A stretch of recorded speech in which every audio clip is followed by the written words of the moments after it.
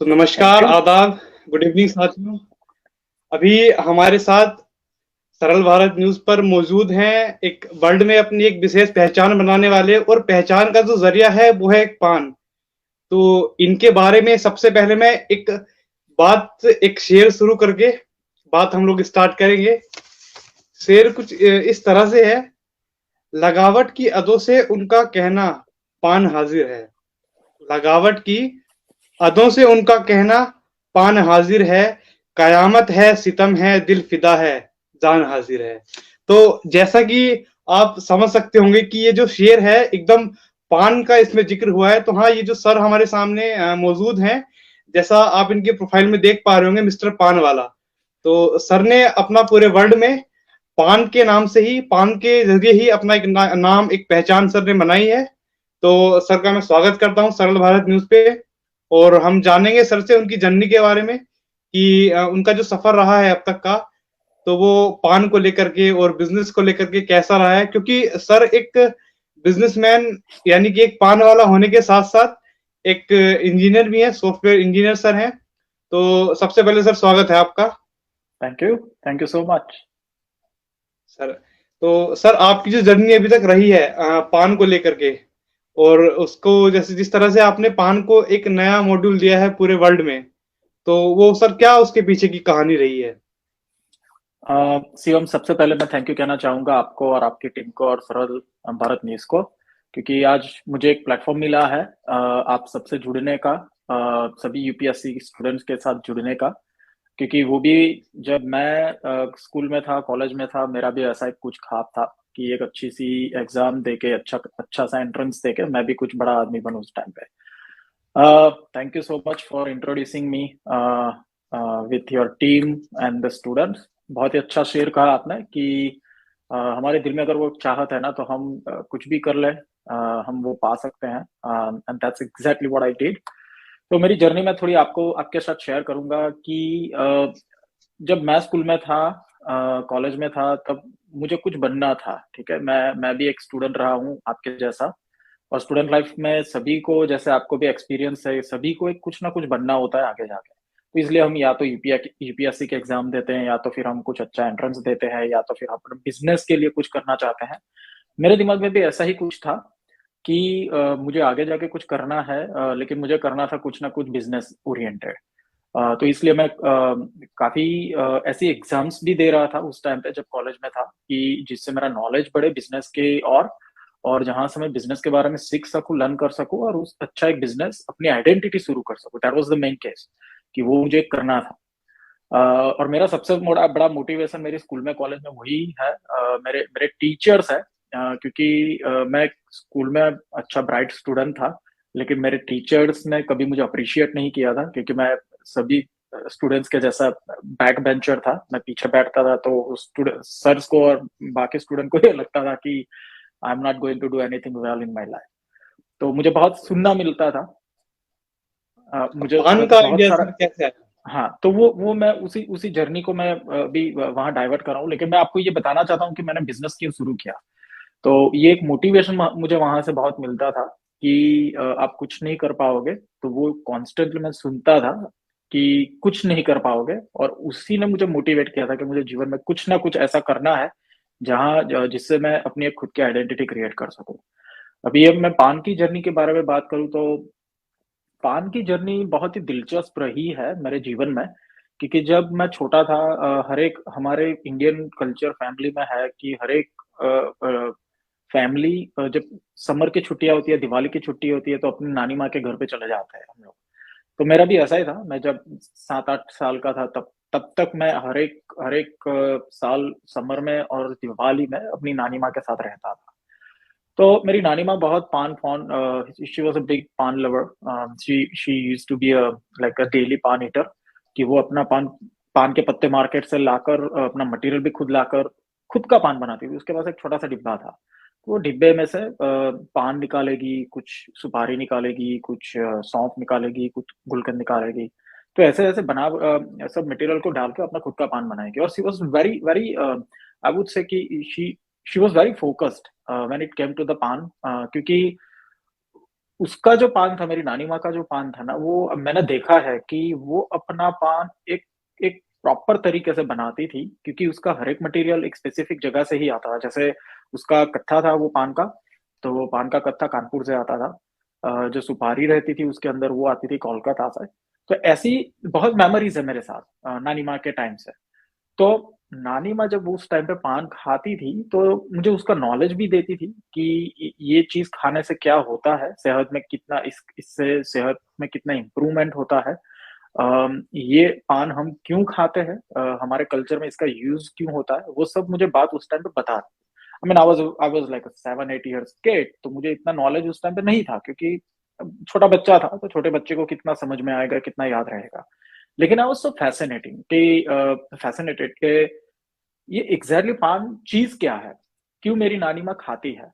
तो जब भी मैं क्वेश्चन करता था नानी माँ को, तो वो नानी माँ मुझे उसके बारे में बताती थी इंटरेस्टिंगली, कि वो she was very happy to share her knowledge with me. उसने मुझे पान को फोल्ड करना भी उस टाइम पे सिखाया था। तो बहुत सारी उस टाइम की मेमोरी है चाइल्डहुड की। उसके बाद 86 87 में शी पास्ड अवे। तो मेरे पास उसके बाद पान सीखने का कोई जरिया नहीं था। लेकिन जो मेरी मेरी मेरी मेमोरीज है मेरी नानी माँ के साथ, उससे मैंने काफी कुछ सीखा था पान के बारे में।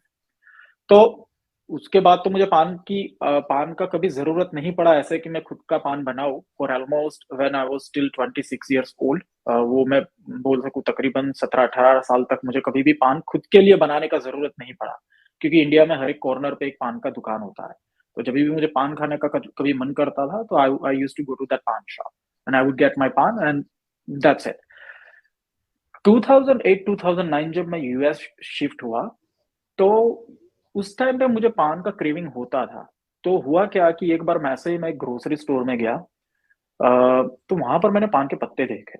तो मैंने सोचा, मुझे इतना थोड़ा बहुत तो नॉलेज है मेरी नानी माँ से, तो क्यों ना मैं खुद का पान ट्राई करूं, और क्यों ना मैं खुद का पान बना के अपने आप के लिए बनाऊं, मेरे फैमिली के लिए बनाऊं, मेरे फ्रेंड्स के लिए बनाऊं। क्योंकि मैं जिस एरिया से बिलोंग करता हूँ यूएस में, तो यहाँ पर ऐसी सच कोई पान की दुकान नहीं है, आज भी नहीं है। तो मैंने वो पान के पत्ते को स्टोर से मंगवाया, थोड़ा बहुत इंग्रेडिएंट्स मैंने इंडिया से मंगवाया, और मैंने पान बनाना शुरू किया। अब सबसे पहली, जब भी आप कुछ नया ट्राई करते हो, स्क्रैच से ट्राई करते हो, तो आप हर एक टाइप पे आप गलती करते ही हो। तो सबसे पहली मेरी गलती यही थी कि मैंने पान का पत्ता जिस तरीके से हम रखते हैं ऐसा रखते हैं, मैंने उल्टा रखा था। और मैंने खाया भी था वो बना के, डिलीशियस था, क्योंकि इट वॉज माई फर्स्ट पान।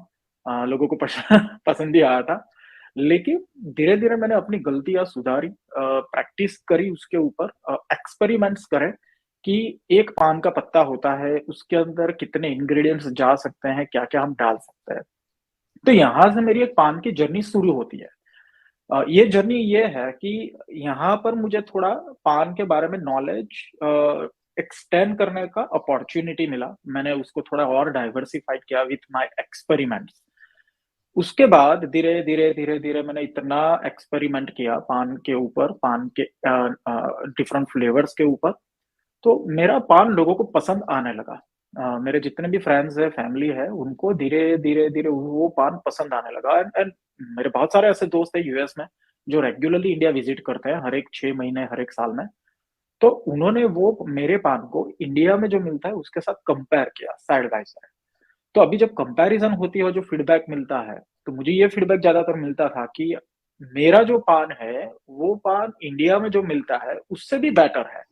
अभी क्यों बेटर है, तो उसके मल्टीपल रीजंस थे।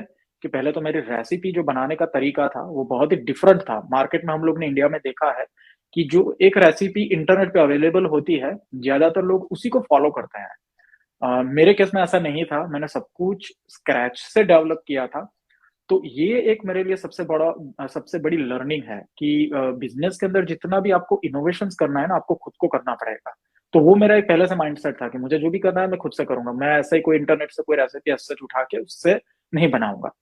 बाकी हमारी क्वालिटी, तो इंग्रेडिएंट्स का जो क्वालिटी था, पान के पत्ते का जो क्वालिटी था, वो हम लोग टॉप नॉच यूज करते थे मार्केट में।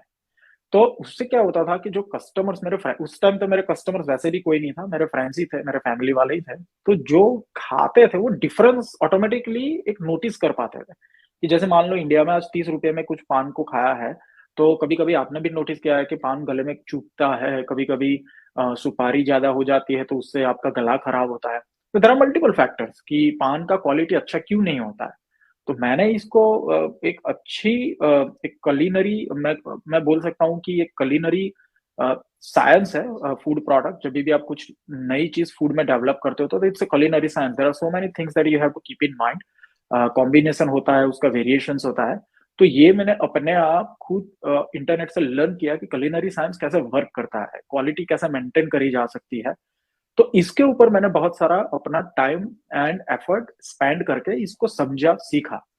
फिर धीरे धीरे मैंने ये कस्टमर्स बनाना शुरू किया, क्योंकि यही फ्रेंड्स थे, फैमिली थे, जो मुझे मार्केट से और कस्टमर्स लाकर देते थे। अब बिल्कुल सर। जब आपकी प्रोडक्ट की ऑटोमेटिकली मेरी प्रोडक्ट की डिमांड बढ़ती गई। मैंने ये तकरीबन 8-9 साल तक किया। अभी आप समझ सकते हो कि 8-9 साल का मैंने प्रैक्टिस किया है before I actually started my first पान वेंचर। तो ये 8-9 साल तक मैंने इतना इसके ऊपर एफर्ट्स किए, इतना एक्सपेरिमेंट किया। तो मुझे अभी धीरे धीरे समझ में आने लगा कि मेरी प्रोडक्ट की ऑटोमेटिकली डिमांड बढ़ी है। तो अगर आप एज ए बिजनेसमैन देखो, तो जब भी किसी प्रोडक्ट की डिमांड आपके सामने दिखती है, तो यू शुड अंडरस्टैंड कि that is the biggest opportunity of your product in the market. तो मुझे ऑटोमेटिकली वो क्लिक हुआ कि हाँ, अभी इसका डिमांड बढ़ा है, तो मुझे इसका अभी बिजनेस शुरू करना चाहिए। लेकिन मुझे ये एक बैक ऑफ द माइंड पहले से एक फियर था कि मैं पान का तो बिजनेस शुरू कर लूंगा, लेकिन there are so many people already in the market. US में भी और स्टेट में है जहां पर पान मिलता था, नहीं मिलता ऐसा भी नहीं था, मेरे एरिया में नहीं मिलता है, लेकिन बाकी स्टेट्स में मिलता है। तो कस्टमर्स मेरे पास क्यों आएंगे? देयर आर मल्टीपल थिंग्स कि कस्टमर तभी एक बिजनेस के पास जाता है जब उसको जो उसकी रिक्वायरमेंट है, उसका एक्सपेक्टेशन है, उसके हिसाब से जो मिलता है, तभी वो कस्टमर वहां पड़ जाएगा। तो मैंने थोड़ा बहुत इसके ऊपर और रिसर्च करा, समझा प्रोडक्ट को कि मैं प्रोडक्ट को बाकी मार्केट में जो लोग बेचते हैं उससे कैसे डिफरेंशिएट करूंगा। तो वो डिफरेंशिएट करने के लिए सबसे पहली दो चीज मैंने उस प्रोडक्ट से निकाल दी। टबैको, निकोटीन, गुटखा, सिगरेट, सब कुछ ये बिजनेस से मैंने कंप्लीटली हटा दिया। तो हमारा जो पान वेंचर है, दोनों इंडिया में यूएस में, वो कम्प्लीटली टबैको फ्री है, निकोटीन फ्री। हम लोग कभी टबैको सेल नहीं करते और इसको सपोर्ट भी नहीं करते। उसका मल्टीपल रीजंस ये है, मैं ऐसा कोई बिजनेस करना नहीं चाहूंगा जिससे मेरी प्रोडक्ट खाकर किसी की मौत हो जाए। क्योंकि जब एक बंदा मरता है तो वो एक बंदा नहीं मरता, उसके पीछे 3 और मरते हैं जो उसके फैमिली में है, घर पे रहते हैं। ठीक है, तो अल्टीमेटली हम लोग ऐसा बिजनेस नहीं करेंगे। हम लोग रिस्पॉन्सिबल बिजनेस करेंगे जिससे सोसाइटी में भी हम एक अवेयरनेस ला सके, सोसाइटी में भी हम एक अच्छा मैसेज दे सके। तो हमने टोबैको निकोटीन को हटा दिया। उसके बाद सेकंड चीज क्या करी हमने? तो हमने जो सेकंड चीज करी, तो एक है वाव कस्टमर एक्सपीरियंस। देखो आज क्या है ना कि सब लोग 20 रुपए की चीज का 30 रुपया देने के लिए तैयार है, लेकिन वो 30 रुपया तभी देगा जब उसको एक अच्छा सा कस्टमर एक्सपीरियंस मिलता है, कस्टमर सर्विस मिलता है और क्वालिटी मिलती है। हमने इन तीनों चीज पे बहुत स्ट्रांगली वर्क किया हुआ है, जिससे हम लोग मार्केट में जैसे ही हम ये मॉडल, बिजनेस मॉडल लेकर आए, लोगों को बहुत पसंद आया। क्योंकि हम लोग पैसे के, देखो पैसा तो हम लोग उसी का चार्ज करता है जितना हमारा कॉस्ट लगता है। थोड़ा बहुत बिजनेस है तो मुनाफा थोड़ा बहुत तो करना पड़ता है, लेकिन उसके सामने हम लोग कस्टमर को वैल्यू वर्थ ऑफ मनी देते हैं। क्योंकि टेक्निकली क्या है कि कस्टमर जो पैसा खर्च करेगा उसके सामने हम उसको उसकी वैल्यू इतना देना पड़ेगा। क्योंकि अगर पैसा $50 खर्च कर रहा है, ₹50 खर्च कर रहा है, हम उसके सामने उसकी वैल्यू नहीं देंगे तो वो कैसे हमारी प्रोडक्ट को परचेस करेगा। तो ये सब चीज हमने बहुत स्ट्रांगली फोकस करी। पहला वेंचर जो मैंने यूएस में शुरू किया वो था 2015-16 में, मिस्टर पान वाला। उसके बाद 2018 में मेरी 2-2.5 साल में यहाँ पर अच्छी खासी पॉपुलैरिटी बढ़ी यूएस में। तो मुझे लगा कि अभी इसको और एक्सपांड करना चाहिए। तो हमने हमारा सेकंड वेंचर इंडिया में शुरू किया, उसका नाम है पान कासा। कासा का सर मतलब, जो हाँ, हाँ सर बोलिए। जो आपको बिजनेस का सर एक आइडिया आया कि मुझे हाँ, पान का भी बिजनेस करना चाहिए, हाँ, तो क्या उस आइडिया के पीछे एक क्या लॉजिक रहा होगा सर आपका? देखो पान के पीछे एक मैं लॉजिक बताऊं कि मैंने ये प्रोडक्ट को क्यों चुना। मार्केट में बहुत सारे लोग हैं, बहुत सारी प्रोडक्ट पे ऑलरेडी स्टार्टअप्स है, बहुत सारी प्रोडक्ट्स पे ऑलरेडी बड़ी बड़ी कंपनी है। आपने क्या पान के ऊपर ऐसी कोई बड़ी कंपनी अभी तक वर्ल्ड में देखी है? शायद नहीं है। कुछ कुछ है, लेकिन वो मैन्युफैक्चरिंग बिजनेस में है, क्यूएसआर बिजनेस में नहीं है, रिटेल बिजनेस में नहीं है। तो हमने पान की प्रोडक्ट क्यों चुनी? क्योंकि पान एक ऐसी एक लौती इंडियन क्यूजिन के अंदर प्रोडक्ट है जो पूरे वर्ल्ड में हर एक इंडियन के साथ जुड़ी हुई है। जैसे आप बोलते हो चाय, तो चाय हर एक इंडियन पीता है, ऐसे ही पान हर एक इंडियन खाता है, ठीक है, उसके साथ जुड़ी है। लेकिन उसके अलावा हमारे पास सबसे बड़ी, मैं अगर बताना चाहूँ तो बिजनेस अपॉर्चुनिटी है। पान इंडस्ट्री सिर्फ इंडिया में आज 48,000 करोड़ रुपीस की है, जो कंप्लीटली अनऑर्गेनाइज्ड है। तो वो अनऑर्गेनाइज्ड सेक्टर में अगर हम लोग एज ए फर्स्ट कमर आते हैं, एक स्टैंडर्ड बिजनेस मॉडल को लेकर एक as a startup, as a company आते हैं, तो ऑब्वियसली हमारे पास सबसे ज्यादा मार्केट को कैप्चर करने की एक अपॉर्चुनिटी है, and that is exactly what we are working on. उसके अलावा पान हमारे कल्चर के साथ सदियों से जुड़ी हुई है। जैसे एक हिंदू हिंदू धर्म में जैसे ही शादी होती है, तो शादी के टाइम पे हम लोग पान के पत्तों की पूजा करते हैं। तो आप समझ बिल्कुल। सकते हो पान हमारे कल्चर के साथ सदियों से जुड़ा रहा है और आने वाली और सदियों तक जुड़ा रहेगा।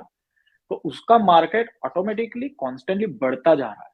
तो इसलिए हमने पान को एज ए बिजनेस प्रोडक्ट के लिए चुना नहीं, क्योंकि पान ही एक ऐसी चीज है जो शादी में भी सबसे ज्यादा आफ्टर रेगुलर फूड जो अपना खाना पीना होता है, उसके बाद सबसे ज्यादा पान जो सर्व करने वाली आइटम है वो है पान। तो बिजनेस अपॉर्चुनिटी से अगर आप देखने जाओ तो paan is the one of the biggest market in the world when it comes to the Indian cuisine. Sir, जब आपने पान का बिजनेस शुरू किया तो उसमें क्या क्या आपके सामने चैलेंजेस आए, क्योंकि आप एक जॉब पर्सन भी हैं, एक जॉब भी करते हाँ, हैं, और उसके साथ साथ कोरोना का भी सर माहौल रहा है करेक्ट। पिछले 2 से ढाई साल में। तो उन 2 से ढाई सालों में आपने इस बिजनेस को ऊंचाइयों पर कैसे लेके आए, क्योंकि चैलेंजेस ज्यादा थे या और जो अगर अपॉर्चुनिटी देखे तो वो बहुत ज्यादा कम थी, तो उनको तो कैसे आपने डील किया सर? सबसे पहले अगर मैं बताऊं तो जब हमने पहला वेंचर शुरू किया यूएस में, तो सबसे पहले मुझे मेरे सामने चैलेंज यही थी कि मेरे बिजनेस को मैं कैसे बाकी और बिजनेसेस, बाकी और पान शॉप से डिफरेंशिएट करूं। तो जैसे मैंने बताया कि हम लोग ने एक प्रॉपर बिजनेस मॉडल के ऊपर वर्क करा, टबैको फ्री, निकोटीन फ्री, वाव कस्टमर एक्सपीरियंस, और एक अच्छी कस्टमर सर्विस और क्वालिटी के ऊपर हमने बहुत अच्छी तरीके से फोकस किया, हार्डवर्क करके उसको एक प्रॉपरली एक फ्रेमवर्क दिया। सेकंड सबसे बड़ी चैलेंज ये आई थी कि टबैको फ्री, जब जब पान का नाम आता है ना, तो लोगों के दिमाग में ऑटोमेटिकली एक साइकोलॉजी है, दिमाग में आता है कि पान हमेशा टबैको के साथ ही सर्व करा जाता है। US sir. में मैंने ये थोड़ा ज्यादा देखा है, क्योंकि यूएस में जितना भी क्राउड है, मैं बोलूंगा कि Y2 के जनरेशन की, स्पेशली जो अभी की जनरेशन है, उनको इतना नॉलेज नहीं है पान के बारे में। उन्होंने सिर्फ सुना है इंटरनेट से या तो उनके पेरेंट्स से। तो जब भी वो सोचते हैं पान के बारे में, तो उनको ऑटोमेटिकली लगता है कि वो टबैको के साथ ही सर्व होता है। तो हम लोगों को भी एजुकेट करते हैं। हमको ये चैलेंज आई थी लोगों को, हमारा बिजनेस इतना एक्सेप्ट हम लोगों ने नहीं किया था, क्योंकि उनको लग रहा था कि हम भी जो एक नॉर्मल ऑर्डिनरी पान शॉप्स है, वैसा ही हमारा भी बिजनेस है जो टबैको निकोटीन पे ही सिर्फ बिजनेस करता है। तो हमने लोगों को एजुकेट धीरे धीरे करना शुरू किया, कि कैसे हम ये पान टबैको दूर करके सिर्फ हाइजीन प्रोडक्ट के ऊपर, क्वालिटी प्रोडक्ट के ऊपर वर्क करते हैं। उससे हेल्थ में अच्छा क्या बेनिफिट है। आप अगर पान देखो, पान का जो पत्ता होता है ना, वो एमिनो एसिड्स है, वाइटामिन है, B1 B2 B12, कैल्शियम है, इस सारी चीज में पान के पत्ते बहुत रीच होते हैं, उनके अंदर प्रॉपर्टीज बहुत अच्छी। अगर अच्छा एक सिर्फ पान का पत्ता हर एक दिन आप पानी में उबाल के वो पानी अगर आप पीते हो, तो गारंटेड आप बहुत ही अच्छा हेल्थी लाइफस्टाइल जी सकते हो। तो ऐसी ऐसी चीज हमने लोगों को एजुकेट करना शुरू किया। तो धीरे धीरे लोगों में इसकी अवेयरनेस आने के बाद एक एक्सेप्टेंस रेट बढ़ा बिजनेस के बाद। वही चीज हमने इंडिया में भी एक्सपेरिमेंट की थी, और हमने इंडिया में भी फेस की थी। तो उसके साथ ये सारी चीज हमने इंडिया में भी एक्सपेरिमेंट की। इंडिया में भी हमको 4-5 महीना लगा था लोगों तक पहुंचने के लिए, लेकिन धीरे धीरे वो वर्कआउट हो गया। हमने ब्रांडिंग पे भी इतना सारा अच्छा वर्क किया है, क्योंकि ब्रांडिंग भी आज वो हम लोग एज ए गुजराती में हमेशा सबको बोलता हूँ कि जो प्रोडक्ट है सबसे पहले वो आंख से बिकनी चाहिए, उसके बाद जबान से बिकनी चाहिए। तो हम लोग पहले उसको आंख से बेचते हैं, उसके बाद कस्टमर जब हमारे स्टोर में आता है तब उसको हम जबान से बेचते हैं। तो ये हमारे सामने बहुत बड़ी चैलेंज थी। उसके बाद आज तक दुनिया में किसी ने पान के ऊपर एक ब्रांड को एक्सपेक्ट नहीं किया था। तो हमने जैसे इसके ऊपर ब्रांडिंग पे काम करना शुरू किया तो हमको बहुत सारा फाइनेंशियली पैसा भी लगाना पड़ा था। इसको मार्केटिंग भी बहुत जमकर करनी पड़ी थी और लोगों में अवेयरनेस लाने के लिए हमको ऑन ग्राउंड कैंपिंग भी बहुत करना पड़ा था। हम लोग एनजीओ से भी आज इंडिया में जुड़े हुए हैं, जहां पर हम लोग लोगों को कॉन्स्टेंटली अवेयर करते हैं। तो धीरे धीरे ये जो चैलेंजेस है हमने दूर करी बिजनेस को एस्टेब्लिश करने के लिए। आपने जो कोविड का क्वेश्चन किया, कोविड के क्वेश्चन का आंसर ये है कि ऑब्वियसली हमने भी बहुत सफर किया है। We also bleed a lot during the covid time, क्योंकि कोविड टाइम सबके लिए खराब रहा है। हम लोग ऊपर वाले को सब लोग शुक्रगुजार है कि आप हम लोग अच्छी हेल्दी है, जिंदा है। और बिजनेस को स्टेबल करने में हमने जो एफर्ट्स किए थे उसकी वजह से बिजनेस धीरे धीरे अभी स्टेबल हो रहा है। तो सबसे बड़ी चैलेंज हमारे लिए ये थी कि उस टाइम पे तो बिजनेस में हम लोग उतना फोकस नहीं करते, हमारे दिमाग में वही एक चीज चल रही थी कि कोविड इतना खराब टाइम है, उसमें से सबसे पहले हमारे एम्प्लॉयज को कैसे बचाया जाए। क्योंकि एम्प्लॉयज भी एक ऐसे फैमिली से बिलोंग करते हैं जहां पर उनके फाइनेंशियल बैकग्राउंड भी थोड़ी इतनी वीक थी, स्पेशली अराउंड कोविड टाइम, कि अगर उसके उनके फैमिली में कोई एक बंदे को अगर कोविड हो गया तो वो कैसे सपोर्ट करे।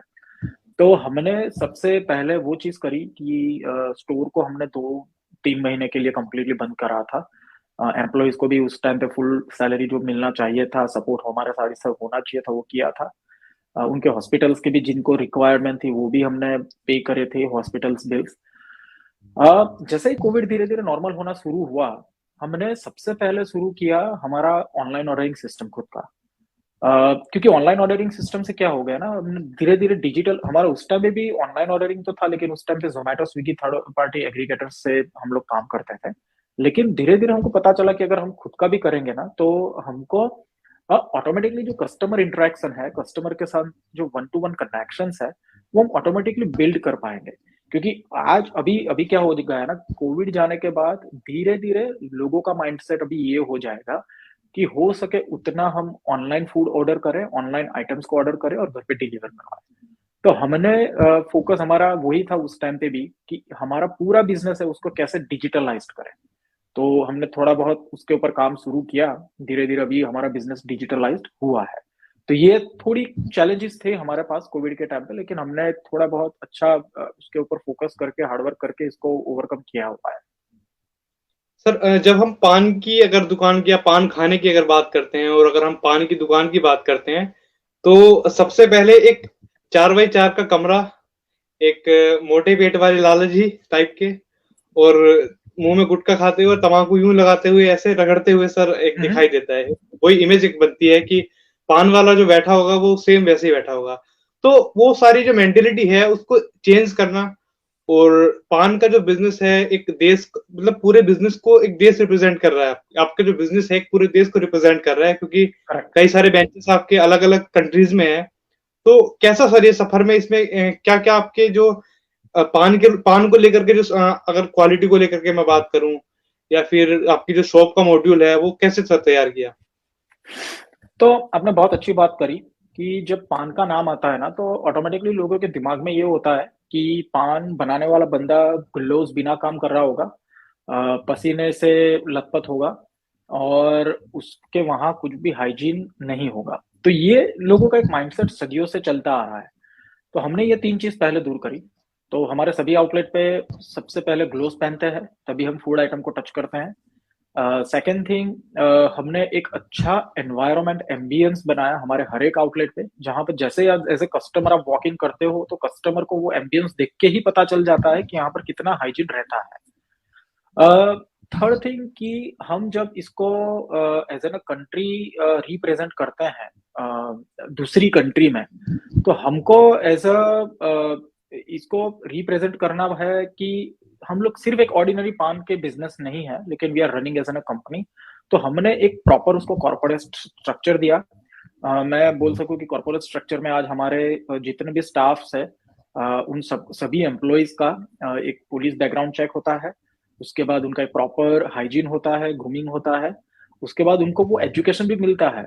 आपने बहुत सा टाइम देखा होगा, फॉर एन एग्जांपल अगर आप ऐसे कोई बर्गर की दुकान पे चले जाते हो अगर आपने पूछ लिया कि भैया ये बर्गर के अंदर ये जो पैटी है वो पैटी किस चीज से बनी है, शायद उसके पास उसका आंसर नहीं होगा।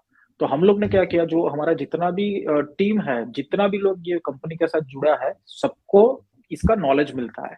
तो इससे होता है क्या है कि कस्टमर जब आता है हमारे कैफेज में, तो उसको ऑटोमेटिकली एक अच्छा एनवायरनमेंट, अच्छा कंपनी का फील होता है। जब भी वो कोई क्वेश्चन करता है तो उसको उसका आंसर मिलता है। उसके बाद हमने लड़कियों को हायर करना शुरू किया, because we always support women empowerment. तो लड़कियां हायर होने के बाद क्या हुआ ना कि जो पहले दिमाग में एक लड़कियों फैमिली को ये था कि पान की दुकान पे लड़कियां नहीं जा सकती, बच्चे नहीं जा सकते, वो सिर्फ आदमी का और जो टीनेजर्स है उन्हीं का एक प्लेस है जहां पर वो लोग जा सकते हैं।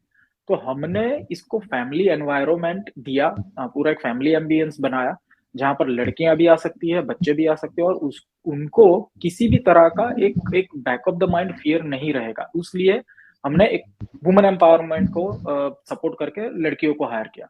क्योंकि ऑटोमेटिकली जब एक लड़की एक एज एन कस्टमर एक स्टाफ को देखती है कि वहां पर भी लड़की काम कर रही है, तो इसको ऑटोमेटिकली एक सेफ्टी फील होती है। तो ये हमारे दिमाग में पहले से था, तो हमने उसको भी प्रॉपरली ये स्ट्रक्चर दिया। आज हमारे किसी भी कैफे में आप वर्ल्ड वाइड चले जाओ, आपको एक सिमिलर स्ट्रक्चर मिलेगा, जिससे वो धीरे धीरे जो माइंडसेट है ना, आपने बताया कि एक अनहाइजीनिक प्लेस, एक 4x4 की खटिया या तो वो धीरे धीरे हम लोग ने दूर करने का कोशिश किया हुआ है इतने लास्ट 3-4 साल में, और वर्कआउट हो रहा है क्योंकि लोगों को ये पसंद आ रहा है, लोगों से हमको फीडबैक भी मिल रहा है, और ऑटोमेटिकली इसके बेस पे हमको जितना फीडबैक मिलता है ना, उसके बेस पे हम लोग ने और इम्प्रूवमेंट किया है। जहां जहां पर भी हमको फीडबैक, देखो कस्टमर फीडबैक बहुत ही इंपॉर्टेंट है हर एक बिजनेस के लिए, सिर्फ पॉजिटिव फीडबैक नहीं लेकिन नेगेटिव फीडबैक, और हम लोग हमेशा नेगेटिव फीडबैक के पीछे लगे रहते हैं, क्योंकि वही नेगेटिव फीडबैक के ऊपर आप काम करके अपने आप को इम्प्रूव कर सकते हो। अगर आपको मैं बोल दूं कि शिवम आप बहुत ही अच्छे दिख रहे हो, अगर सही में अगर आप अच्छे नहीं दिख रहे, आपको इम्प्रूवमेंट का जरूरत है, और मैं आपको फेक तारीफ करूंगा, तो आप कभी अपने आप को इम्प्रूव नहीं कर पाओगे। तो हम लोग हमेशा फीडबैक के पीछे लगे रहते हैं, कस्टमर से नेगेटिव फीडबैक जितने भी है कलेक्ट करते हैं। मैं, मेरी टीम, मेरा जितना भी इंडिया में स्टाफ है, हम लोग कलेक्टिवली उसके ऊपर काम करते हैं, और वो धीरे धीरे सब कुछ इम्प्रूव करते करते करते आज हम लोग ने ये लेवल का ब्रांड मार्केट में बनाया हुआ। सर एक क्वेश्चन और है कि जैसे आप अमेरिका में रहते हैं, तो वहां पे पान क्या जो उस अमेरिका के जो लोग हैं, तो वो जो भारतीयों की तरह पान पसंद करते हैं, या मतलब कस्टमर सारे इंडियंस आते हैं, या इंडियंस की संख्या ज्यादा है? क्योंकि तो एक सर एक कहते हैं कि वास्तव में जो पान होता है वो एक तहजीब का प्रतीक होता है। हाँ। और हमारे मुल्क में ये सर कहा जाता है कि जो पान होता है वो एक तहजीब को प्रदर्शित करता है और एक मेहमान नवाजी को भी प्रदर्शित करता है। तो वहां भी क्या मेहमान नवाजी के लिए पान का यूज किया जाता है शादियों तो में? यहाँ और पर, हाँ, यहाँ पर शादीज में पान का कल्चर बहुत है। हम लोग तकरीबन सालाना मान लो, तो मैं अगर बताऊं तो 1 से 1.5 लाख लोग को पान खिलाता है इस शादीज में सालाना, सिर्फ यूएस में। यहाँ पर पहले कल्चर था कि जो यहाँ के गोरे लोग हैं या फिर अमेरिकन पीपल है, उनको इतना नॉलेज पान के बारे में नहीं था। लेकिन धीरे धीरे उनको कहीं कहीं कभी कभी इंटरनेट पे सुना था उन्होंने, लेकिन प्रॉब्लम क्या था कि जब भी आप इंटरनेट पे सर्च करते हो पान, तो उसके साथ कहीं ना कहीं टबैको निकल आता है, आर्टिकल आता है या फोटो आता है, कुछ ना कुछ निकल आता है। तो उनको बैक ऑफ द माइंड हमेशा यही था अमेरिकन लोगों को कि पान is a tobacco product, it's not a non tobacco product जो हम लोग खाने के बाद खा सकते हैं। तो हम लोग जब जैसे ये बिजनेस शुरू किया, तब से आज तक जितने भी अमेरिकन लोग से हम लोग मिले हैं, हमने उनको एजुकेट किया है कि क्या एग्जैक्टली पान क्या है, हम लोग क्यों खाते हैं। हम लोग फूड को डाइजेस्ट करने के लिए खाते हैं। पान एक, जैसे आपने बताया, तहजीब है इंडियन फूड के लिए, तो वो क्यों है, उसका भी हम लोग उसको उनको नॉलेज देते हैं। उसका हेल्थ के ऊपर क्या अच्छा बेनिफिट है। तो ये सब जैसे उन लोग को समझ में आता है, सुनते हैं, तो वो लोग ऑटोमेटिकली हमारा जो ट्रेडिशनल पान होता है इंडिया में, जैसे अब कलकत्ता मीठा हो गया, बनारसी मीठा हो गया, मकाई जोड़ा हो गया, ऐसा कुछ खाना पसंद करते हैं। क्योंकि देखो यहाँ पर चॉकलेट वाली आइटम, डिजर्ट तो बहुत सारा कुछ खाते हैं, तो वो लोग पसंद करते हैं कि हम लोग को जो ट्रेडिशनल आइटम है वो ट्राई करनी है, तो हम लोग को इंडिया की एक एक्चुअल में जो आइटम है उसको हम लोग खा सकें। तो हम लोग जब उनको वो आइटम बना के देते हैं तो वो लोग उसको एंजॉय भी अच्छी तरीके से करते हैं, और तब जाके उनको समझ में आता है कि पान जब हम बोलते हैं या फिर इंटरनेट पे ढूंढते हैं तो वो टबैको आइटम नहीं है, it's a non tobacco item actually. तो धीरे धीरे उनको भी हम लोग ने नॉलेज दे के आज धीरे धीरे अमेरिका में भी पान के लिए कल्चर बढ़ता जा रहा है। थोड़ा और टाइम लगेगा यूएस में इसको पॉपुलर करने में, लेकिन हमारा कोशिश चालू है कि यूएस में पूरे हर एक घर में हमारा पान मिले, वो उस डायरेक्शन में हमारा कोशिश चालू है अभी। तो सर, इंडिया में जैसे देखा जाए तो बहुत सारे जो सामाजिक प्रोग्राम होते हैं वहां पान अलाउ होता है, पान खिलाया जाता है, चाहे वो कार्यक्रम हो। लेकिन एक चीज आपने जो तंबाकू फ्री वाली बात बोली है, क्योंकि हम देखते हैं कि पान को लड़कियों को नहीं खाने दिया जाता, बोलते हैं कि यार पान खाएगा लड़कियां तो सर दूर, मतलब इनफैक्ट लड़कों को बोला जाता है कि क्या पान गुटखा पान एक चीज सर सामने आता है, गुटखा पान खाता है। कई बार सर ऐसा होता है कि हमारे इंडिया में इसी की वजह से शादियां नहीं हो पाती लोगों की। सही तो बात है। ये जो कल्चर चेंज हुआ है, इससे आपको क्या अभी इंडिया में लगता है इफेक्टिव, क्या इफेक्ट इसके ऊपर पड़ा है अभी? देखो, ऑनेस्टली बात बताऊं तो tobacco consumption is really bad for your health, क्योंकि मैंने जैसे पहले ही बताया कि उसमें एक आदमी खलास नहीं होता है, पूरा फैमिली खलास हो जाता है। जब वो एक आदमी मरता है तो उसके पीछे पूरा का पूरा फैमिली उसका डिस्ट्रॉय होता है। तो टबैको सेवन से ऐसे भी किसी का बेनिफिट अभी तक नहीं हुआ, लेकिन आपको मैं एक बहुत ही मेरा जो रिसर्च है उसके ऊपर मैं एक बहुत ही अच्छी चीज बताऊं कि इंडिया में लोग गुटखा क्यों खाते हैं। मैंने जितना भी रिसर्च किया है ये ऑनलाइन, मैं खुद कहीं पर जाके नहीं पूछा, लेकिन मेरा ऑनलाइन जितना भी मैंने पढ़ा है उसके ऊपर मैं अगर आप बात करूं तो, कि जो गुटखा खाने वाले लोग हैं ना ज्यादातर, वो दो रीजन से गुटखा खाते हैं। उनका स्ट्रेस लेवल कम करने के लिए, और दूसरा जो जिसके पास खाने पीने के लिए पैसा नहीं है। तो होता क्या है, जब आप गुटखा खाते हो ना तो आपका दिमाग कॉन्स्टेंटली गुटखा जो आप आपने मुंह में एक बार डाल दिया वो आधा घंटा 1 घंटा तक रहेगा, तो आपका दिमाग कॉन्स्टेंटली उसके ऊपर रहेगा। तो उससे क्या होता है ना, आपका जो एपेटाइट है वो किल हो जाएगा, आपका जो एपेटाइट है वो बिल्कुल मर गया, आपको वो खाने पीने का कुछ सोच में ही नहीं आएगा, आप खाने के लिए कुछ ढूंढोगे ही नहीं। तो इसीलिए आप देखना कि जितने भी लोग आप नोटिस करना, आप जब भी आप मार्केट में जाते हो तब जितने भी लोग गुटखा खाते हैं ना वो ज्यादातर बहुत ही स्लिम होते हैं, बहुत ही स्किनी होते हैं, क्योंकि वो पूरा दिन गुटखा खाते हैं और एक्चुअल में खाना कुछ नहीं खाते। तो हम लोग ने इसके लिए एक बहुत ही अच्छा कैंपिंग रन किया है, गुजरात में एक्चुअली चल रहा है वो, कि मान लो आपके फैमिली या फ्रेंड्स में किसी को गुटखा का एडिक्शन है, और वो एडिक्शन है because of they have not enough money to buy their daily meal. जो हमने WHO की एक रिक्वायरमेंट होती है कि एक एक आदमी को दिन में इतना ग्राम फूड मिलना चाहिए, अगर वो नहीं मिलता तो we also support this people, और उनको हम फ्री में फूड देते हैं। आज तक हमने ये कैंपिंग थ्रू गुजरात में तकरीबन 80 से 100 तक जितने लोग को टबैको छुड़ाने में हेल्प की है। उन्होंने क्या बात कंप्लीटली है। गुटखा छोड़ दिया है, क्योंकि उनके पास फूड नहीं था। तो वो जैसे जैसे हमने उनको फूड देना शुरू किया, उनको एजुकेट करना किया, एनजीओ के साथ हमने कैंपिंग रन की, तो धीरे धीरे उनको नॉलेज में समझ में आया कि हाँ यार, ये गुटखा खाने से कुछ अच्छा तो वैसे भी नहीं हो रहा है, अगर गुटखा छोड़ देंगे तो ऑटोमेटिकली हमारी सेहत भी अच्छी रहेगी। तो ये इम्प्रूवमेंट हमारी जो एक सोच है, सोच को लेकर हमने एक स्टेप शुरू किया है। धीरे धीरे धीरे हम लोग ट्राई करेंगे कि पूरा इंडिया गुटखा फ्री हो जाए हमारे ये कैंपिंग से। थोड़ा टाइम ज्यादा लगेगा मुझे पता है, क्योंकि there are lot of things that we will have to face as in terms of challenges, लेकिन we are ready for that.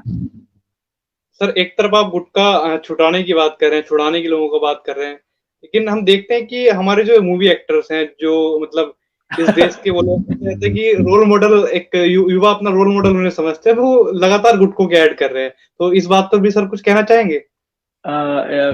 वो सब कुछ पैसे का खेल है भाई, क्योंकि ये सभी एक्टर्स को मुझे पता है। देखो, अभी जो अक्षय कुमार का नया ऐड आया है ना, तो बहुत सारे लोग ने अपोज किया है, मैंने सोशल मीडिया में भी देखा है उसका। 2000 वो पैडमैन मूवी आया था उस टाइम पे एक वीडियो में उसने बोला था कि मैं कभी भी गुटखा को सपोर्ट नहीं करूंगा, सिगरेट्स का ऐड नहीं करूंगा, गुटखा का ऐड नहीं करूंगा। और अभी ये विमल का उनका ऐड आया है। तो ये सब पैसे का खेल है मेरे भाई। देख, इसमें होता क्या है ना, जब उनको पैसा मिलता है तो वो भूल जाते हैं कि वो क्या एक्चुअली सपोर्ट करना चाहते थे और क्या सपोर्ट करना चाहिए। क्योंकि आज उनको बहुत सारे लोग, उनका फैन फॉलोइंग बहुत है, बहुत सारे लोग उनको फॉलो करते हैं। अभी जो जिसको पता है कि टोबैको से हेल्थ के लिए बहुत ही हेल्थ के लिए डेंजरस है, वो शायद नहीं खाएगा। जो एजुकेटेड पीपल है वो नहीं खाएगा।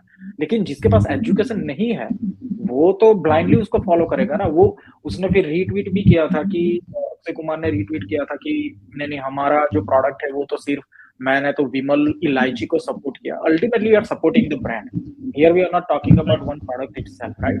तो वो एक माइंडसेट, पता नहीं ये फिल्म एक्टर्स का कभी कभी क्या हो जाता है, वो सब पैसे के लिए कभी कभी वो लोग भूल जाते हैं कि उनको क्या एग्जैक्टली करना चाहिए।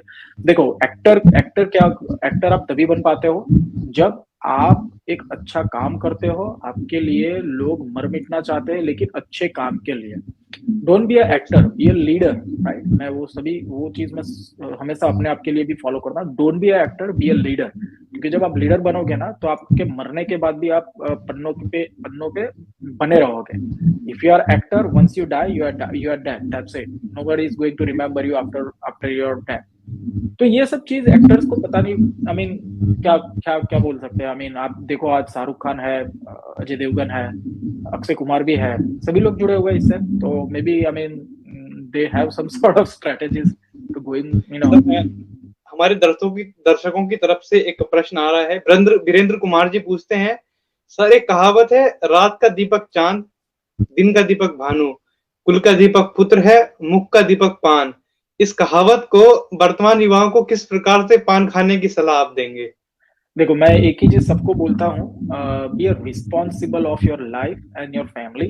आप पान खाओ, लेकिन उसमें कोई भी हानिकारक पदार्थ का उपयोग मत करिए। Do not eat tobacco, do not smoke cigarettes, do not eat any nicotine with the पान।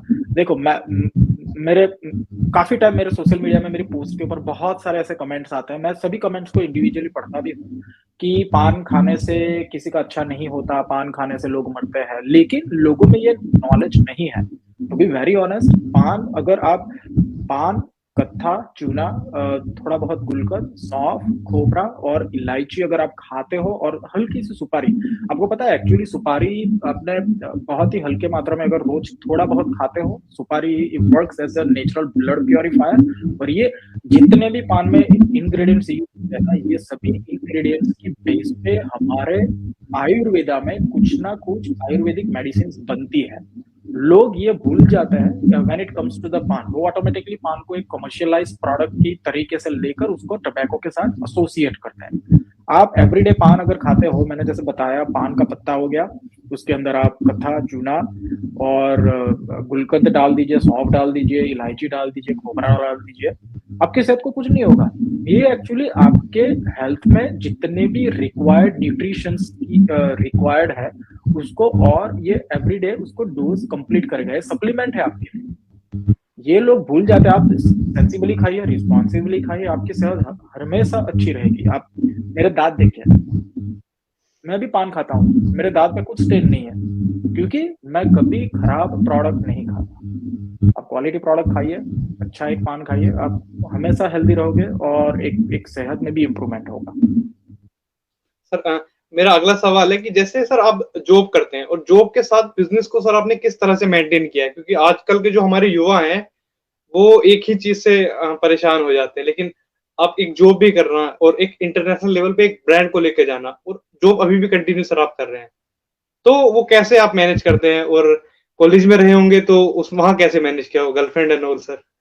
भाई, मेरा कोई गर्लफ्रेंड नहीं है, आप शादीशुदा बंदा हूँ। मेरे 2 लड़कियां हैं, खूबसूरत बीवी है। We are happily living happy married life. एक मिनट, मुझे लगता है शिवम कट हो गया है। हम लोग वेट करेंगे 2 मिनट के लिए उसके लिए। जैसे वो आता है, विल कंटिन्यू द टॉक।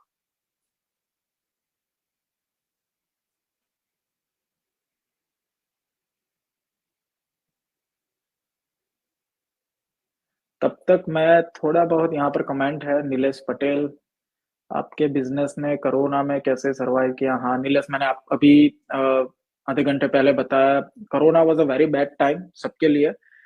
हम लोग ने भी वो स्ट्रगल की है, लेकिन सबसे अच्छी चीज़ यही है कि कोरोना में हम लोग सभी लोग बचकर निकल पाए, हेल्दी है। That is the most important thing everybody should have, क्योंकि बहुत सारे लोग ने अपने आप फैमिली वालों को लॉस किया है उस टाइम पे। I mean we have already also lost couple of family members around this time, so was a very rough time. दूसरा क्या है, और एक क्वेश्चन है। ओके, बीरेंद्र ने बताया कि आप मुझे सुन रहे हैं। Thank you Birendra. शायद सर कोई टेक्निकल ग्लिच की वजह से कनेक्शन कट हो गया था sir. No problem. I was actually उस टाइम पे मैं थोड़ा बहुत ये कमेंट्स पढ़ रहा था, एक दो आंसर्स भी मैंने दिए हैं, तो we were able to continue the talk. Right sir. ठीक है। ओके, तो हम लोग बात कर रहे थे एक जॉब और बिजनेस की। तो देखो, सबसे पहले ना, आप किसी भी चीज को शुरू करना चाहते हो, सबसे बड़ी इंपॉर्टेंट चीज ये है कि आपको कॉन्फिडेंस अपने आप पे होना चाहिए। You be a confident person, क्योंकि जब तक आपको कॉन्फिडेंस नहीं होगा ना, वो तब तक आप कुछ भी करना चाहोगे जीवन में नहीं कर पाओगे। डेडिकेशन दीजिए, टाइमिंग एंड डेडिकेशन, ये दो चीज। क्योंकि डेडिकेशन के बिना आप कुछ भी चीज, जो गोल आपने सेट किया है, जो भी अचीव करना चाहते हो, वो इजीली अचीव नहीं कर पाओगे। एंड तीसरा है हार्ड वर्क। ये तीन चीज अगर मिलती है ना, timing, dedication and the hard work, तभी आप एक बिजनेस को सक्सेसफुल बिजनेस बना सकते हो। मेरी जॉब और मेरे पास, मैं अभी फुल टाइम जॉब भी करता हूँ, मेरे पास इंडिया का फुल टाइम बिजनेस भी है, मैं यूएस का भी फुल टाइम बिजनेस हैंडल कर रहा हूँ। तो मेरे पास ये तीनों चीज होने के बाद मैं टाइम कैसे निकालता हूँ? तो टाइम निकालने के लिए आप एक डेली एक गोल रखिए, आपको एग्जैक्टली क्या क्या करना है। आपकी एक टाइमलाइन बनाइए, स्केड्यूल बनाइए, कि मुझे दिन में इतने बजे ये काम करना है, इतने बजे ये काम करना है, मुझे इतना ही घंटा ये काम करना है। आपको ओवर स्पेंडिंग भी नहीं करना। जैसे मान लो आपने दिन में सोच के रखा है, प्लान करके रखा है कि मुझे 1 घंटा मेरे बिजनेस में, अगर 1 घंटा मुझे सोशल मीडिया में डालना है, तो spend 1 hour in social media. After that move forward, spend 1 hour in the product development. और बाकी आपका जो जॉब है, वो जॉब के टाइम पे भी आप जॉब करिए। I personally work 19 to 20 hours every day for last many आओ इयर्स, सर। क्योंकि जितना आप हार्डवर्क करोगे ना, उतना स्पीड में आप सक्सेसफुल बन जाओगे। I mean there is no other way to be a successful person. तो सर अभी अगर हम देखते हैं युवाओं को कि वो कई बार ऐसा होता है सर, अभी यंग एज में, जैसे आप बता रहे हैं कि आपने एक 18 या 19 ईयर्स की एज में आपने पान बनाना स्टार्ट किया और धीरे धीरे आप उसे बिजनेस में लेके आए। लेकिन हम देखते हैं सर आज के युवा हमारे जो हैं वो कॉलेज लाइफ में उनको ये भी नहीं पता होता कि करना क्या है। और लेकिन अगर एक तरफ अगर हम देखें तो जो युवा है वो धीरे धीरे बढ़ते जा रहे हैं। जैसे आपने चाय वालों को कई सारे फेमस सुने होंगे अभी, और लड़कियां भी सर आगे आ रही हैं धीरे धीरे। और अभी एक शो भी सर इंडिया में चलाया जा रहा है, शार्क टैंक, आपने अगर सुना हो। हाँ। तो धीरे धीरे हम कह रहे हैं कि लोग जो है एक बिजनेस मॉड्यूल की तरफ जा रहे हैं हमारी कंट्री में। तो उस चीज को आप किस तरह से देखते हैं सर? सबसे पहले अगर देखो, बिजनेस शुरू करना कोई बड़ी बात नहीं है। बिजनेस कल, अगर आपको कल बिजनेस शुरू करना है तो आप कल भी शुरू कर सकते हो। सबसे बड़ी चीज है बिजनेस को सस्टेन करवाना, बिजनेस को लंबे तक लेकर जाना, वो सबसे बड़ा चैलेंज होता है हर एक बिजनेसमैन के लिए। आज आप मुकेश अंबानी जी को भी देख लीजिए, बिजनेस वो कर रहे हैं, उनके पास पैसे की कोई कमी नहीं है, लेकिन उनको भी एवरी डे वो बिजनेस को सस्टेन करवाने के लिए, लंबा चलाने के लिए बहुत सारी स्ट्रेटेजीज पे वर्क करना होता है। तो सबसे पहले मैं एक चीज सबको बताना चाहूंगा कि बिजनेस शुरू करने के लिए पहले आप अपने आप को एक क्वेश्चन करिए कि आपको सबसे ज्यादा चीज क्या पसंद है। अगर आपको वीडियो बनाना पसंद है तो आप वीडियो कंटेंट बना सकते हो यूट्यूब के लिए। अगर आप राइटिंग आपको पसंद है तो आप कंटेंट राइटर बन सकते हो। अगर आपको मेरे जैसा कोई फूड प्रोडक्ट पसंद है तो आप वो फूड प्रोडक्ट के ऊपर कुछ बिजनेस शुरू कर सकते हो। अगर आप अकाउंटिंग में अच्छे हो तो सीए के बारे में भी कुछ अच्छा सा एक बिजनेस शुरू कर सकते हो। देखो, आज के दौर में हर एक चीज का बिजनेस हो सकता है। देखो, यूट्यूब, सोशल मीडिया ने बहुत ही अच्छा प्लेटफॉर्म दिया है सबको, और एक बिजनेस करने के लिए। और पहले ऐसा था, जब मैं स्कूल में था, कॉलेज में था, I am talking here like 1998 2000 के टाइम पे, कि हमारे पास इतनी अपॉर्चुनिटीज नहीं थी। अगर कोई बिजनेस के बारे में बात करेगा तो उसके दिमाग में वही आएगा कि उसको कहीं से पैसा डाल के एक दुकान शुरू करना है और दुकान में कुछ माल बेचेगा। That was the only business models we had back in 90s। आज देखिए आप बहुत सारे बिजनेसेस है, आप कर सकते हो। तो पहले आप अपने आप से पूछकर एक चीज ढूंढिए अपने आप में कि आपको क्या चीज करनी है।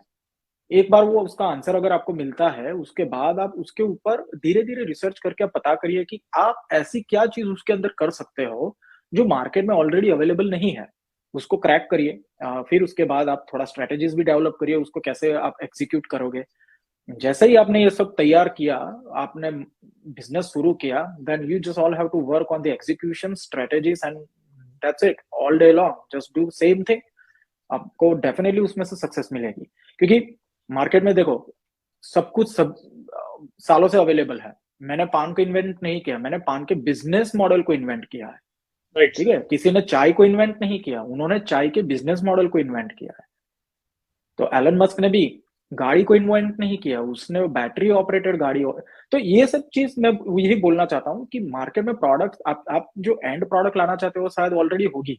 आप अपने आपको पूछिए कि आप ऐसा अलग क्या कर सकते हो उस प्रोडक्ट के लिए, तो आप अच्छा एक बिजनेस शुरू कर सकते हो। There is no doubt about it. एक क्वेश्चन सर अभी आ रहा है, क्वेश्चन है कि सर क्या आपका बिजनेस भी टैक्स में, आपके बिजनेस में भी टैक्स का बर्डन होता है?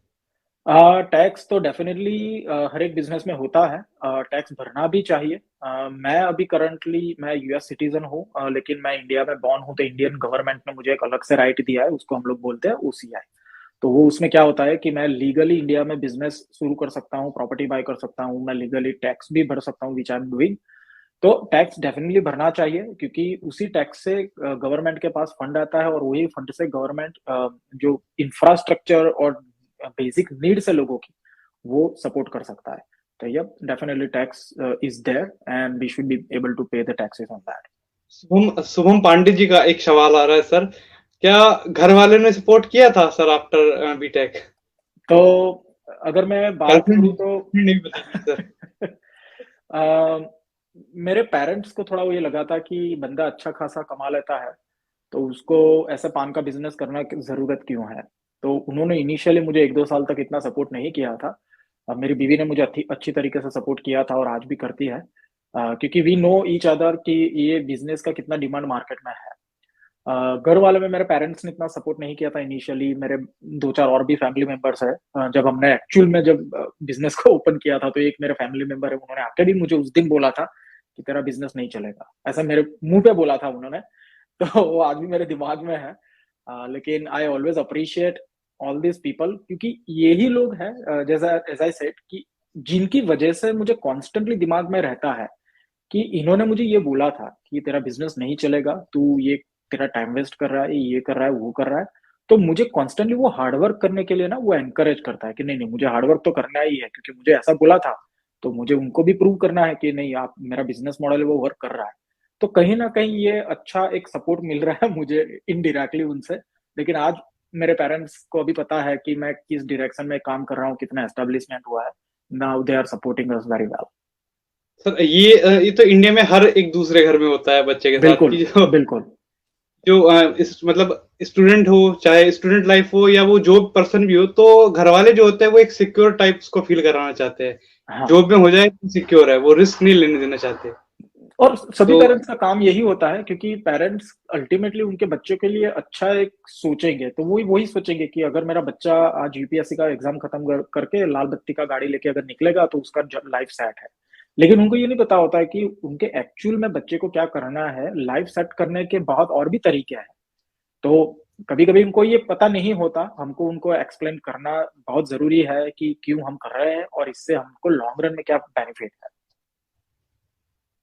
तो सर मेरा अंतिम सवाल सर मैं पूछना चाहूंगा कि हमारी जो युवा पीढ़ी है, जो यूथ है, वो कहीं ना कहीं जॉब में अभी तक हम देख रहे हैं कि चाहे वो यूपीएससी की तैयारी हो, चाहे वो आईआईटी की तैयारी हो, और उसके बाद भी अभी देख रहे होंगे कि आप स्टार्टअप्स के लोग ज्यादा दीवाने होते जा रहे हैं इंडिया में।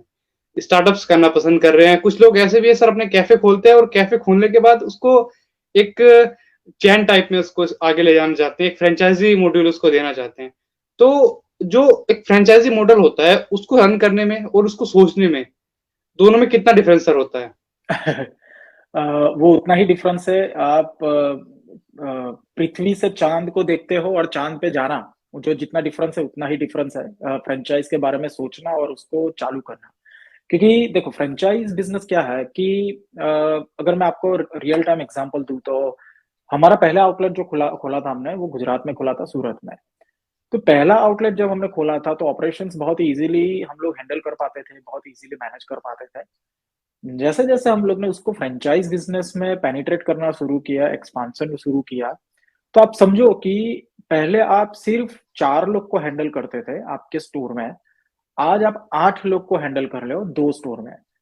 और बाकी के जो आज 4 है जो फ्रेंचाइज बिजनेस में है, वो इतना इजी नहीं होगा, क्योंकि फ्रेंचाइज बाय करने वाला ज्यादातर हम लोग ने जितना मार्केट में देखा है वो क्या कौन लोग होते हैं, वही लोग होते हैं। उनको लगता है कि एक बार कंपनी में हमने पैसा डाल दिया तो ऑटोमेटिकली कंपनी हमको अर्निंग करके देगी, लेकिन ये बिल्कुल गलत बात है।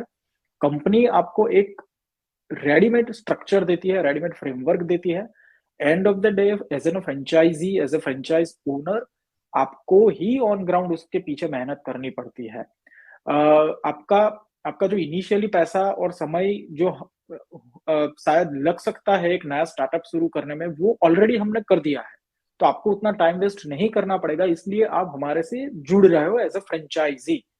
तो ज्यादातर हम लोग मुसीबत यही देखी है कि जो फ्रेंचाइज ओनर होता है, कभी कभी उनको इतना नॉलेज नहीं होता कि बिजनेस को हम लोग डेवलप कैसे करें। तो डेली बेसिस पे हमारा उनके साथ 1-to-1 इंटरेक्शन बहुत बढ़ जाता है। Second thing, as a company जब तक आपके पास एक स्टैंडर्ड प्रोसेस नहीं है बैकएंड में, जैसे आप सप्लाई चेन कैसे रन करोगे, आप सोशल मीडिया कैसे रन करोगे, मार्केटिंग कैसे करोगे, ऑपरेशंस कैसे करोगे, ऑडिटिंग कैसे करोगे। ऑडिटिंग बहुत इंपॉर्टेंट है, क्योंकि आपको जब तक आप ऑडिटिंग नहीं करोगे आपको पता ही नहीं चलेगा कि फ्रेंचाइजी आपका एक एक स्ट्रक्चर यूज कर रहे हैं कि नहीं कर रहे हैं, एक माल। क्योंकि जब तक आपकी बताई हुई चीज वो लोग नहीं करेंगे ना यूज, तब तक वो क्वालिटी मेंटेन नहीं कर पाओगे। और क्वालिटी ही सब कुछ है आज मार्केट में। देखो कस्टमर एक बार तो अगर शायद आ जाएगा नाम देख के या प्राइस देख के, सेकेंड टाइम तभी आएगा जब उसको वो क्वालिटी प्रोडक्ट मिलती है। तो ये राइट सब सर। चीज कंट्रोल करवाने के लिए एज अ कंपनी का रिस्पॉन्सिबिलिटी होता है कि हम कॉन्स्टेंटली वो चीज मॉनिटर करें। तो कंपनी का काम बहुत बढ़ जाता है। तो ज्यादातर हमने यही देखा है, मैंने तो इंडिया में, कि लोग एक आउटलेट शुरू करने के बाद तुरंत उसका फ्रेंचाइज करते हैं, लेकिन उनका ये जो बैकएंड सिस्टम होता है वो इन प्लेस नहीं होता है, इसीलिए वो सस्टेन लंबे टाइम तक नहीं कर पाता है। और this is the major issue in our Indian ecosystem right now. तो सर लास्ट में जो हमारा यूथ है जो देख रहा है आपको सर, उस इंडिया के यूथ के बारे में आप क्या एक सजेशन देना चाहेंगे उनकी लाइफ को लेकर के, बिजनेस मॉडल को लेकर के, और एक जो बिजनेस करने की अप्रोच होती है उसको लेकर के सर, और जॉब और बिजनेस में डिफरेंस भी सर एक बार बता तो देंगे? मैं एक चीज बताना चाहूंगा कि देखो इंडिया का यूथ जो है ना, India is the only country in the world has about 65% people between the age of 21 to 40। That means कि इंडिया के पास ऐसे स्टार्टअप्स चालू करने के लिए बहुत पोटेंशियल है। एज एज ए स्टूडेंट, आप अगर मान लो कि आज यूपीएससी की एग्जाम की तैयारी कर रहे हो, अगर आपको आफ्टर द एग्जाम्स जो स्कोर आता है, अगर आपको आपके सेटिस्फेक्शन के हिसाब से वो स्कोर नहीं आता, तो व्हाट इज योर प्लान? आपको आपके दिमाग में वो प्लान बी होना चाहिए कि आपको उसके बाद फिर से एग्जाम देना है, और आपको या फिर उसके बाद कोई बिजनेस शुरू करना है। अगर आपको बिजनेस शुरू करना है और बिजनेस शुरू करने के लिए you should really be on top of your toes. जैसे मैंने बताया, आपका टाइमिंग सही होना चाहिए, आपका डेडिकेशन तो डेफिनेटली होना चाहिए, और हार्डवर्क करने के लिए आप अगर बिल्कुल हिचकिचाए तो समझ लो कि आपका स्टार्टअप कभी काम नहीं करेगा। तो ये 3 चीज आप एवरी डे दिमाग में ठास के रखिए, और जो भी आपको शुरू करना है, don't waste your time, start that today. Even आप यूपीएससी की तैयारी को प्लानिंग तो कर सकते हो, आप बिजनेस नहीं कर सकते, प्लानिंग तो कर सकते हो। Don't waste your time. ज्यादा से ज्यादा क्या होगा, शायद नहीं काम करेगा तो फेलियर मिलेगा आपको, लेकिन फेलियर ही सबसे अच्छा लर्निंग होता है आपके नेक्स्ट सक्सेसफुल स्टार्टअप के लिए। जैसे मैंने बताया, हम लोग कॉन्स्टेंटली कस्टमर्स के पास से नेगेटिव फीडबैक के बारे में हम लोग लगे रहते हैं, क्योंकि वही फीडबैक से हमको उसको करेक्ट करके उसको कैसे ऊपर ले जाना है वो समझ में आता है। वही वही वैल्यूएबल फीडबैक हमारे लिए होता है वो। तो आप don't waste your time, start that today and just be a passionate for whatever you want to do, क्योंकि वही एक चीज है जो आपको बिजनेस ओपन करने के लिए आपके दिमाग में कॉन्स्टेंटली बैठा रहेगा। अगर आप सोच के रहोगे कि नहीं नहीं आप रिजल्ट्स आएगा उसके बाद करेंगे, you would never be able to do any successful business. Sir, अब पान कासा अगले 2 से 3 सालों में आप कहाँ देखना चाहते हैं? सबसे पहले पान कासा हमारा गोल ही है। हमारे पास अभी कोविड की वजह से हम इतना अग्रेसिवली इसको एक्सपांड नहीं करते थे, लेकिन इस साल में हमारे पास जितने भी प्रोजेक्ट है under the pipeline, we are looking to open about 100 outlets in pan India by end of this year.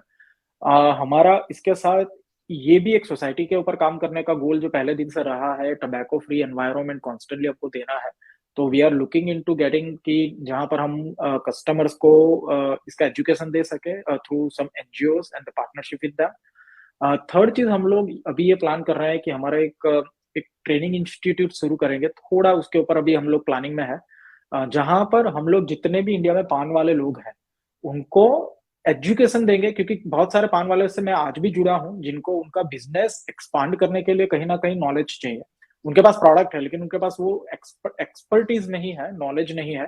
तो वो नॉलेज शेयर भी मैं करता हूँ उनके साथ, उनको जो भी इंफॉर्मेशन चाहिए हमारे से एज एन बिजनेस, तो वो भी मैं शेयर कर रहा हूँ। तो हमारा गोल है कि एक एज एन इंस्टीट्यूट हम चालू करेंगे जहां पर सभी पान वाले जुड़ के, जिसको भी इसके में ये डायरेक्शन में आगे बढ़ना है, अल्टीमेटली हमारा गोल यही है कि इंडिया की इकोनॉमी बढ़नी चाहिए। तो हम लोग सब जुड़ के इंडिया की इकोनॉमी बढ़ा सकेंगे, that is my ultimate goal. India के बारे में सर क्या बोलेंगे? आप तो अच्छा, अमेरिका की अभी सिटीजन है, तो इंडिया के लिए इतना प्यार सर, देखो, तो क्या हर एक कहेंगे? हर एक हर एक इंडियन, मेरा मेरा बॉर्न इंडिया में हुआ है, बड़ोदरा गुजरात में। और जो बंदा इंडिया में जन्म लेता है ना, वो हमेशा मरते दम तक वो इंडियन ही रहता है। क्या बात! नेवरदलेस मैं यूएस में सिटीजन हूँ, लेकिन मेरा फिर भी आज भी मेरे मेरे रूट्स इंडिया में जुड़े हुए हैं। And that is why we are expanding in India, not in US at this moment, for the people of India I love. तो जैसा अभी सेशन का मैं अंत करना, समाप्ति की ओर सेशन को लेना चाहूंगा। काफी टाइम हो गया। सर का बहुत बहुत धन्यवाद हमें सरल भारत न्यूज को अपना कीमती समय देने के लिए। कि सर तो अपने बिजनेस में बिजी रहते हैं, उसके बावजूद भी सर ने हमारे लिए इतना समय निकाला। और एक बार सभी को, सभी जो मेरे दर्शक हैं, मैं दर्शकों की तरफ से धन्यवाद देना चाहता हूं कि सर ने एक बिजनेस मॉड्यूल जो डिस्क्राइब यहाँ पे किया है, तो उस बिजनेस मॉड्यूल को देखने के बाद, सर की बातें सुनने के बाद मुझे विश्वास है कि जो हमारे दर्शक हैं, कई दर्शक आगे की तरफ अपने बिजनेस को लेके जाएंगे। और आई होप कि जो व्यूअर्स हैं वो एक नए बिजनेस की भी कुछ शुरुआत करें। कि जो जो सर ने बताया कि फ्रेंचाइजी मॉडल कैसे रन करता है, किस तरह से वो वर्क करता है, और उसकी दिक्कतों को भी सर ने एक मतलब बहुत अच्छे तरीके से हमें बताया। तो thank you so much sir, सरल भारत न्यूज में आने के लिए। और जल्द ही सर दोबारा मिलते हैं, चर्चा करते हैं किसी और अच्छे विषय पर सर आपके साथ। Thank you Shivam and thank you everybody. मुझे तकरीबन लास्ट 57 मिनट्स के लिए झेलने के लिए। आप मेरे साथ कभी भी जुड़ सकते हो। अगर आपको कुछ भी क्वेश्चन है आपके बिजनेस के लिए, आप पान का बिजनेस कर रहे हो या नॉन पान का बिजनेस कर रहे हो, कुछ भी है, you can directly reach out to me.